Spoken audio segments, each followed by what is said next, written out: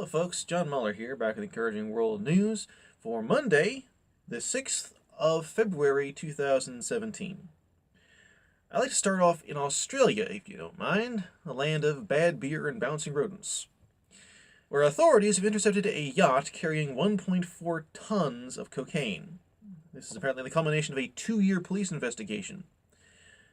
Authorities hope, have expressed a hope, that this will make clear to criminals that Australia is serious about enforcing its laws and protecting its borders.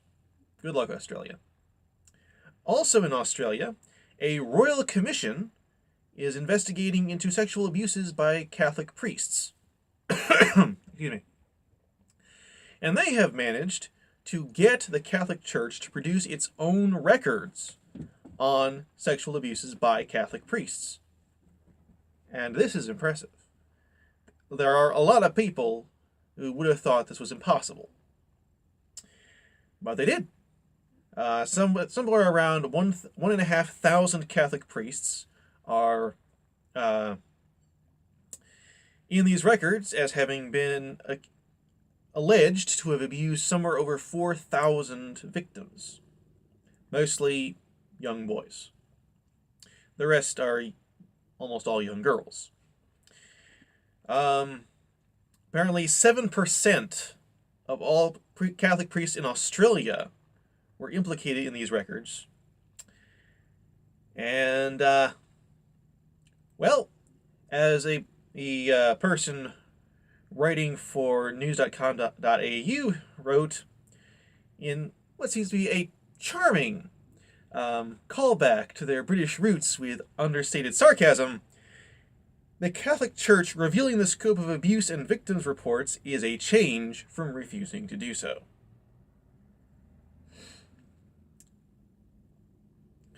So, moving on. Well, kind of. A U.S. Catholic bishop, an American cardinal, named Raymond Burke, is apparently gunning for the Pope.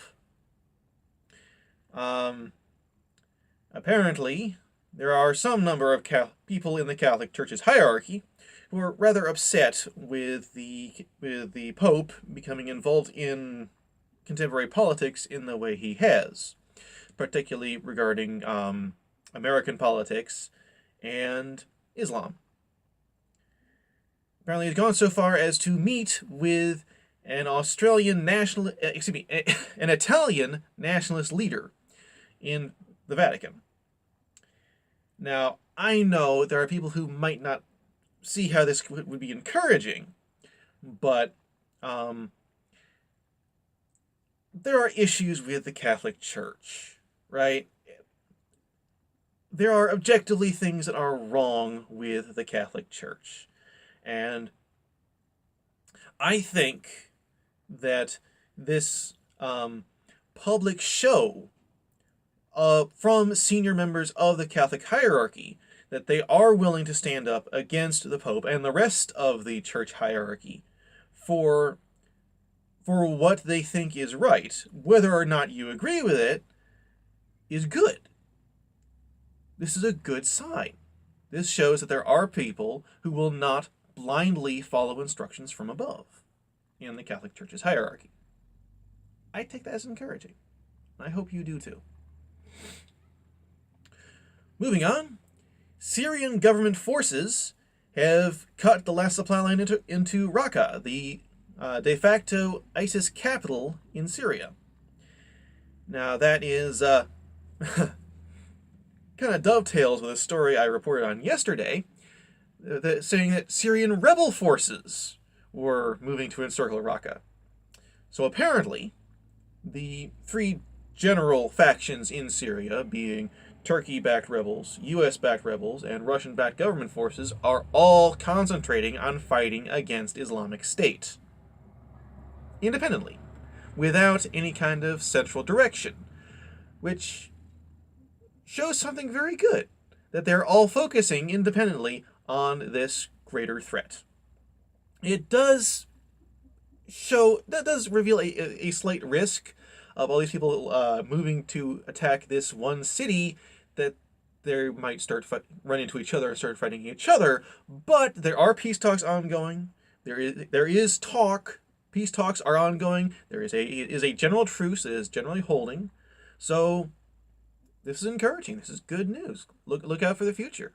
Absolutely. Good luck, folks in Syria. Good luck. And that's all I got for you today, folks. Thanks for watching. I hope you liked this video. If you did, leave a thumbs up. If you want to see more, subscribe. And if you have encouraging news to share, please tell me. I'd love to hear it. And I'd love to hear anything you have to say about what I have, about stories I told, or anything. What do you think of my scarves? You know, anything. And that's all. Till next time, I hope you have a very nice day.